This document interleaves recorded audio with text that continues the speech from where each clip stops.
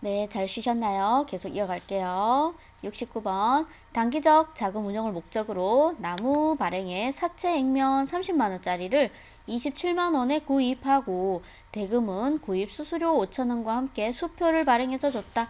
일단 지금 쉬운 건 수표 발행해서 줬다라는 부분이 되겠네요. 그죠? 수표 발행해주면 내 당좌 예금 통장에서 돈이 빠져나가겠죠? 그래서 얼마? 27만원에 샀어요. 액면은 필요 없어요. 내가 얼마에 주고 사왔나? 27만원 하고 5천원.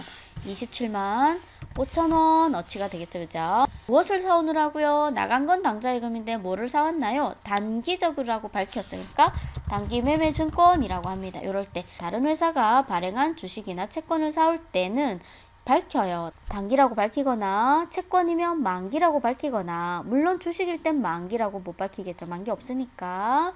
자, 그래서 단기 운영 목적이라고 하면 단기 매매증권 얼마치?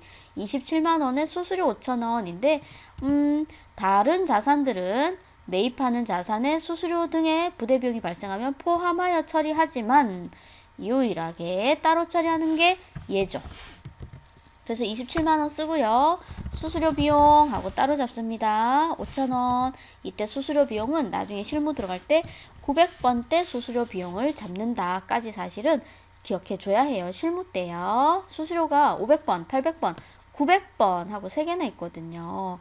어우 무슨 소리래. 나중에 실무할 때 다시 하는데 단기 매매증권만 유일하게 부대비용 따로 처리하고 그때 비용은 900번대를 쓴다. 영업의 비용입니다. 실무할 때 다시 말씀드릴게요. 단기적 자금 운용을 목적으로 받아줄 주식을 40주 주당 8,000원에 구입하고 대금은 외상이다. 수수료 2,000원은 현금 줬다.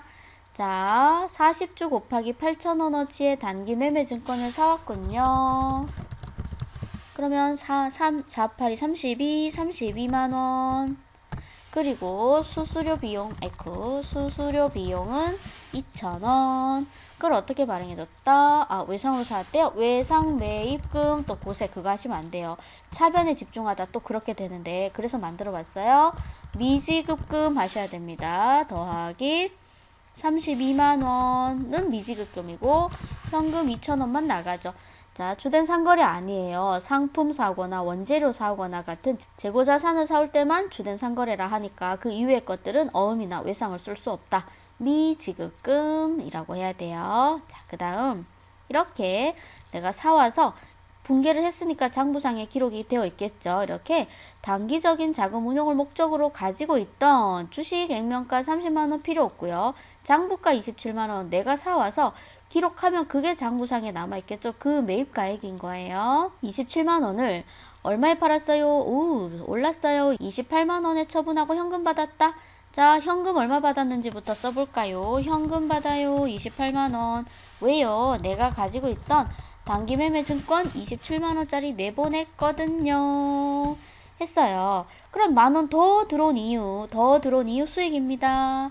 단기 매매 증권 처분하면서 이익이 났어요. 요렇게 요거 바라고 샀다가 파는 거잖아요. 그죠? 그런데 현실은 그렇지 않아요. 자, 단기적 자금 운용을 목적으로 소유하고 있던 주식 액면 필요 없고 내가 32만원에 사와서 기록해 두었었던 그 장부가에 그런데 26만원이 되었군요. 26만원이 되었어요. 더 떨어지기 전에 얼른 팔아야겠어요. 우리 현금 받았어요. 현금 26만원 들어왔어요. 왜요? 내가 가지고 있던 단기 매매 증권 팔았거든요. 근데 그건 얼마짜리였어요? 32만원짜리였어요. 눈물을 머금고 팔아야 해요. 자, 6만원 덜 들어온 이유 단기 매매 증권 처분 손실이 났어요. 이렇게 다른 회사가 발행한 주식이나 채권을 사올 때 액면가는 필요 없어요. 내가 얼마에 주고 사는지 그걸 얼마에 파는지 그런 것만 보시면 됩니다. 내다 팔 때 입은 손실은 처분 손실, 이익은 처분 이익이라고 해요. 자, 이번에는 무슨 일인가요? 소유하고 있던 무지개 발행의 주식 50주를 액면 5,000원 필요 없다고 했죠. 액면은 장부가 한 주당 6,000원 골뱅이는 단가예요. 그래서 50주 곱하기 6,000원 주고 사왔었다고 했으니까 5, 6, 30 대변에 단기 매매 증권 30만원짜리 나가요. 그런데 이걸 얼마에 팔았나요? 8,000원씩 받고 팔았대. 그럼 5, 8이 40. 40만원 들어오려고 하는데 수수료가 만원 들었군요.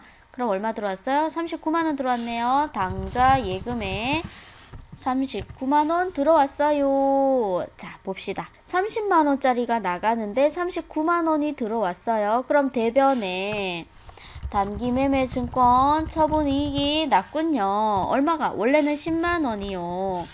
그런데 만원 왜 덜 들어왔나요? 수수료 비용 내느라고요.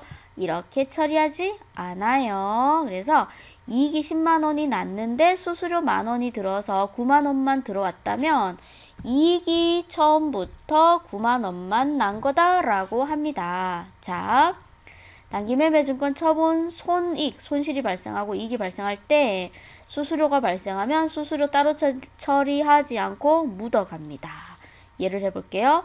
가지고 있던 50주 아까랑 똑같은데 이번엔 그걸 4,000원에 판대요. 대변에 단기 매매 증권 팔아요. 30만원어치. 그런데 차변에 얼마 들어왔어요? 당좌 예금으로 20만원에서 다시 수수료 빠져서 19만원 들어왔어요. 이런 10만원은 왜 덜 들어오고 만원은 왜 덜 들어왔나요? 10만원은 단기 매매 증권 처분 하면서 손실이 난 거고요. 만원은 수수료 냈어요 라고 하겠지만 이때도 역시 처분 손실도 있고 수수료도 있을 때 처분 손실에다 수수료를 가산하여 처리한다. 자, 이렇게 됩니다. 그래서 처분 손익과 수수료가 발생하면 처분 손실에 가산하여 처리하고 이익에선 차감하여 처리한다.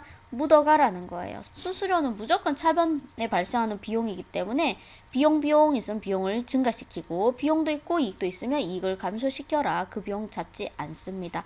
이게 난이도가 제일 높고요. 여기를 잘 보셔야 돼요. 시험에 이런 게 나와요.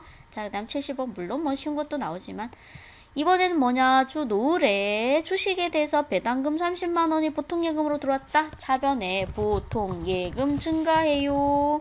왜요? 배당금 받았거든요. 끝. 이렇게 하시면 돼요. 배당금 받으면 배당금 수익.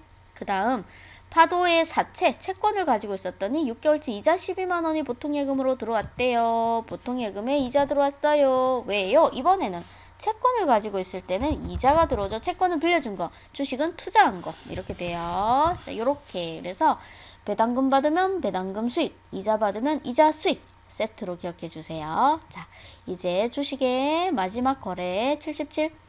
결산을 현재 소유하고 있는 주 나무가 발행한 주식 100주 액면가 필요 없고 내가 6,000원에 사와서 기록해 두었던. 자, 그러면 100주 곱하기 6,000원이니까 60만원어치가 이미 붕괴되어 있어요. 그죠? 붕괴되어 있는데 결산을 현재 62만원이 되게 하라. 자, 요거는 결산일날 하는 거예요. 결산일날 주식을 평가한다라고 해요. 평가는 주로 결산일날 하게 되는데요. 뭐냐면 내가 1차적으로 사왔어요. 뭐라고 사왔어요? 별 말씀이 없군요. 여기 단기 시세 차익을 목적으로 라고 갈게요. 그걸 깔고 갈게요. 그래서 단기 매매 증권 사왔어요. 얼마치요? 60만원어치요.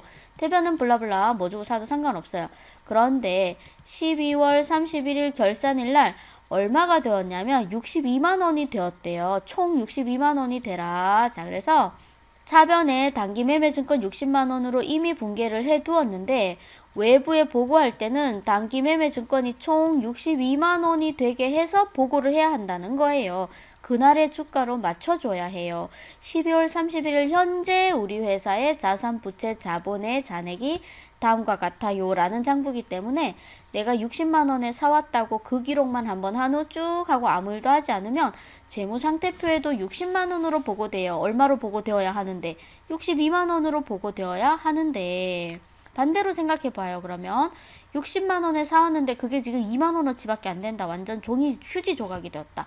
그런데도 나는 60만원에 사왔어. 우길 거야. 이러면 안 된다는 거예요. 얘를 2만원이 되게 바꿔줘야 해요. 그래서 줄여야 되듯이 느리기도 해요. 주식은요. 그날의 시세로 맞춰서.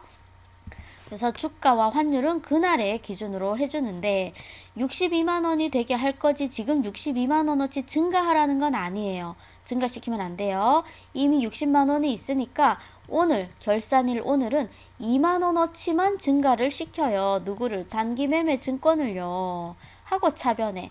그래서 기존에 사올 때 금액과 오늘 2만 원어치 올려줌으로써 총 62만 원이 되게 해서 보고해. 그럼 이제 얘가 올라가는 이유 수익입니다. 단기 매매 증권이 증가하는 이유 수익. 대변이 비었으니 수익. 이때는 단기 매매 증권 평가 이익이라고 불러요. 자, 그렇게 됩니다. 자, 가요. 자, 차변에 단기 매매 증권 올라요. 얼마치? 2만 원어치요. 왜요? 이번에는요, 단기 매매 증권을 평가했더니 이익이 났어요. 내다 팔면서 이익이 난 게 아니에요. 결산일을 지나가는 이 시점에 매입한 금액보다 현재 공정가액이 더 높아졌더라. 그럼 그 다음 그 이유를 대변해 씁니다. 이렇게 하면 어떻게 되냐면요. 원래는 내가 사올 때는 6,000원 곱하기 100주였는데 이렇게 단기 매매 증권이 2만 원어치 늘어나면 금액은 2만 원어치 늘어서 총 62만 원이 되고 주식은 여전히 100주예요. 다시 말하면 평가해서 이익이 났을 때 차변의 단기 매매 증권을 2만 원어치 증가시키면 이 다음에 얘를 한 주당 금액은 6,200원짜리가 되는 거예요. 예를 들어서 이튿날 6,100원에 팔았다고 하면 이건 처분 이익이 아니라 처분 손실이 되는 겁니다. 2만 원어치 늘렸으니까 총 주식은 62만 원어치고 주식 수는 100주니까 주당 단가가 6,200원으로 되게 하는 거예요. 한 주당 단가가 6,200원이 되게 하기 위해서 이걸 한 거예요. 그래서 그걸 이튿날 6,100원에 팔면 처분 손실입니다. 금액만 올라가는 게 아니라 한 주당 단가도 올라가요. 이러기 위해서 올리는 거거든요. 자, 78번. 야, 나중에 문제 더 풀면서 할 테니까 그 부분이 좀 어렵다 하시면 요거 늘려주는 것까지만 이해해 주세요. 6,100원에 파는 건 일단 버리세요. 그러면 자, 78번. 결산을 현재 소유하고 있는 주 마중에 발행 주식 액면가 필요 없고 장부가 35만원. 내가 35만원에 사왔는데 오늘 결산일 현재 주가는 32만원이더라. 그러면 32만원으로 보고해야 해요. 그래서 차변에 단기 매매 증권이 이미 35만원이 있는데 32만원이 되게 하기 위해서 대변에 단기 매매 증권을 내보내요. 얼마치? 3만원어치 내보내면 차변에 35만원에서 3만원이 줄어들은 32만원이 잔액으로 남아서 보고되고 그럼 대변에 단기 매매 증권 내려주는 이유는 뭔가요?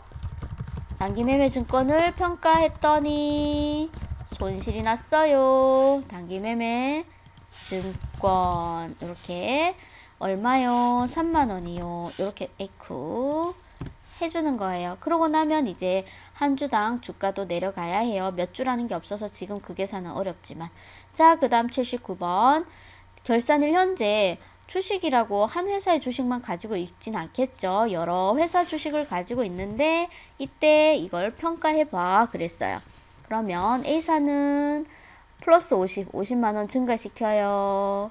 B사는 플러스 30만원 증가했어요. 주가가 올랐어요. C사는 내렸어요. 마이너스 20만원. 그러면 이걸 어떻게 하냐면 한 번에 평가 이익, 평가 손실 이렇게 잡는 게 아니라 한꺼번에 계산해서 60만원어치 증가시키게 돼요. 자, 그래서 차변에 단기 매매 증권 60만원어치 늘어요. 왜요? 증권을 평가했더니 이익이 났어요 하고 한 번에 하려고요. 한 번에 하는 거 보여드리려고 그랬어요. 따로 평가 이익, 평가 손실 계속 그렇게 잡지 않아요.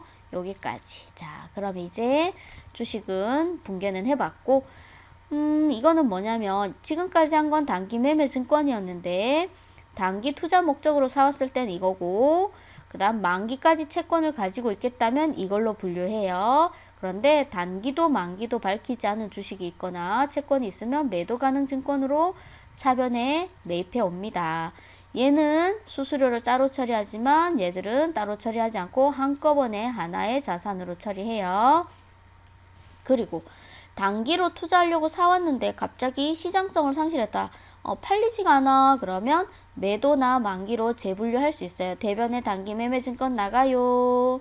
매도 가능 증권으로 보내느라고요. 이렇게 해도 되는데 얘들은 일이 못 온다는 거예요. 유동성을 가진다고 해도 재분류를 못 합니다. 얘는 일이 가지만 얘들은 일이 못 온다. 그 다음에 얘들끼리는 재분류 가능하다. 뭐 이런 거 이론에 보기로 좀 나와요. 그 다음에 단기 매매 증권 방금 평가해서 손익 났고요. 처분하면서도 손익 났죠.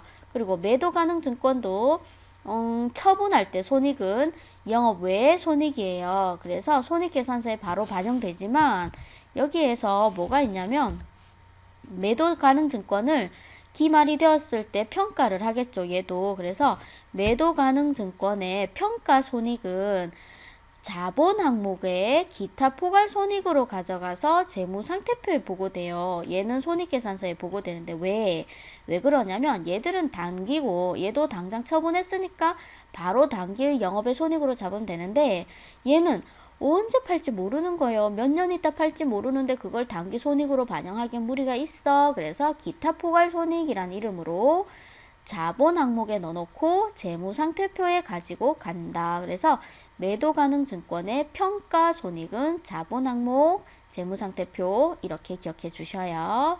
자, 그래서 주식에 대해서 해보았고요. 자, 이쯤에서 한번 끊어 갈게요. 그렇지 않으면 너무 길어질 것 같아서 잠시 쉬셨다가 또 봬요. 수고하셨습니다. 네, 오늘 영상은 여기까지고요. 다음 시간에 더 좋은 영상으로 돌아오도록 하겠습니다. 감사합니다.